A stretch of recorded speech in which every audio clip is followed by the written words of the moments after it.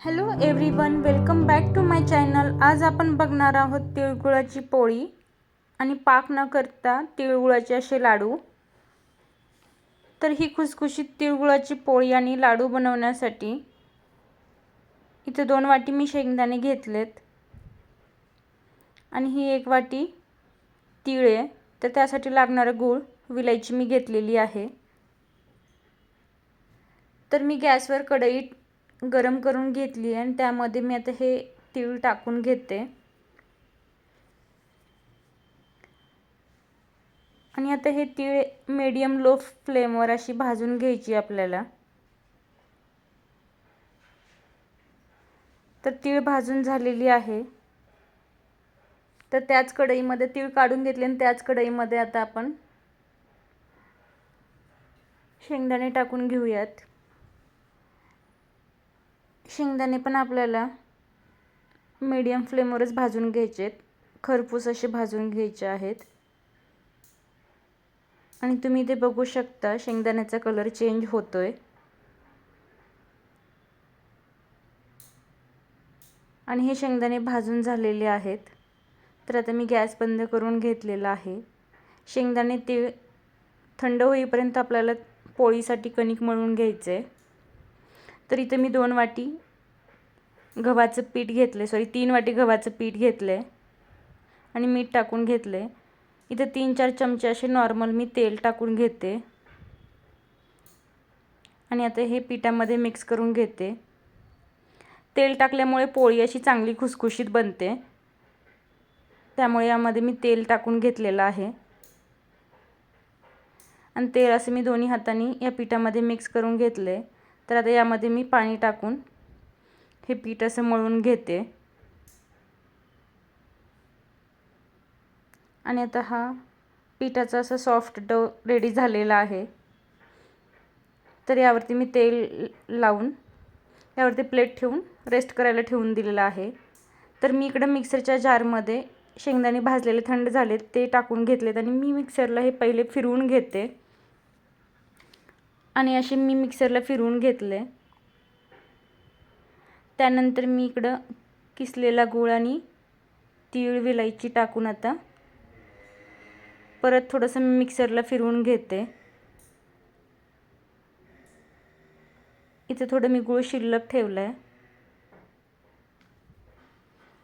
आणि आता मी हे मिक्सरला फिरवून घेतलेलं आहे.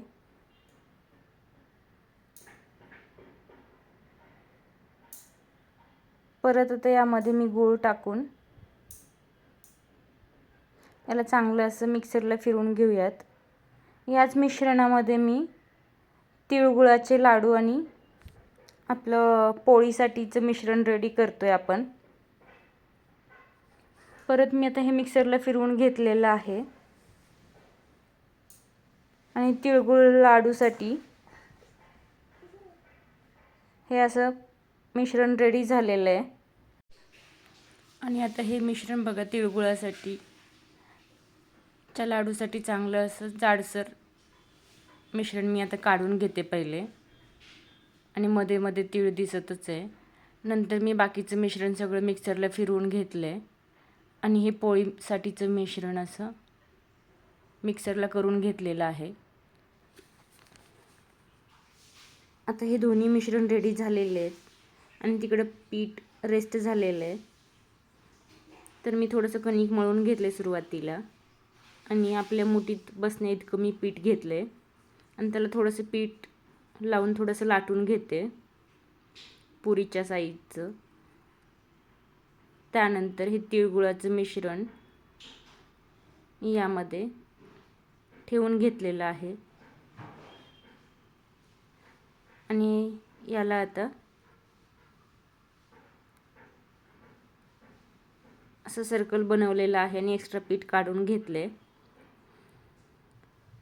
आणि पोळीमध्ये मिश्रण सगळीकडे जाण्यासाठी मी हे मिश्रण सगळीकडे असं हाताने प्रेस करून घेतले आणि पिठामध्ये थोडंसं डीप करून आता आपण पोळी लाटायला घेऊयात. आणि पोळी करत असताना आपण जास्त जोर नाही लावायचा आणि त्याची काठं लाटून घ्यायचं हलक्या हलक्या हाताने.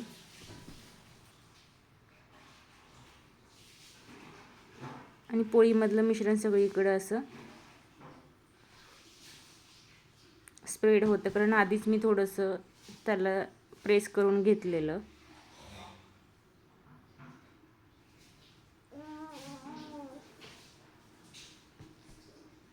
आता अशा प्रकारे मी ही पोळी लाटून घेतली आहे आणि मी याला थोडंसं तेल लावलं आणि तव्यावरती थोडंसं तेल टाकून घेऊयात. त्यानंतर आता ही पोळी भाजण्यासाठी यावरती टाकून दिलेली आहे. पोळीची खालची बाजू भाजून झाल्यानंतर मी बाजू पलटून घेतली पोळीची साईड. अशी पोळीला उलटून पालटून आता मी भाजून घेते आणि इकडे पोळी भाजत असताना मी दुसरी पोळी बनवत आहे. तर पोळीला मी काही जास्तीचं तेल लावत नाही आहे. अशी मीडियम फ्लेमवर अशी आपली पोळी भाजून रेडी झालेली आहे. आणि इथे तुम्ही बघू शकता कसली एकदम चांगली अशी पोळी रेडी झालेली आहे. तोपर्यंत मी इकडे दुसरी पोळी बनवून घेतली आहे आणि ही बघा पोळी पूर्ण काटापर्यंत गेलेली, पोळीचं सारण पूर्ण काटापर्यंत गेलेलं आहे. तर आता मी हे तव्यावर टाकून घेते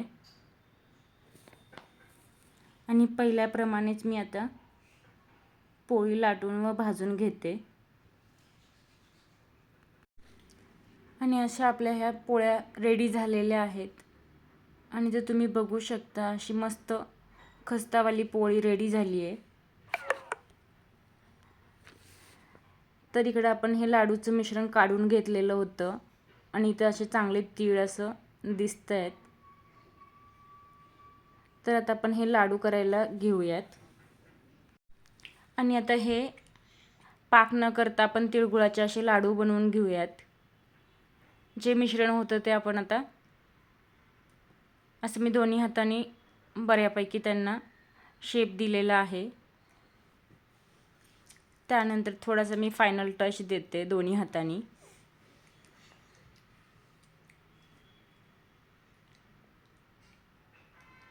हे छोटे छोटे साईजचे असे मी लाडू बनवून घेते आणि ते फटाफट दोन्ही हाताने आता वळून घेते. अशा प्रकारे मी हे आता लाडू दोन्ही हाताने असं फास्ट बनवून घेते. आणि हे लाडू थोडंसं छोट्या साईजचे बनवल्यामुळे मुलं लवकर लवकर फिनिश करतात. तर आता माझे हे लाडू बनवून झालेले आहेत. हे बघा थोडंसं हे लास्टचं मिश्रण आहे आणि हा छोटावाला लाडू रेडी झाला. तर असे हे लाडू आणि तिळगुळाची पोळी आता तुम्ही संक्रांती येते तर त्याला करून बघा.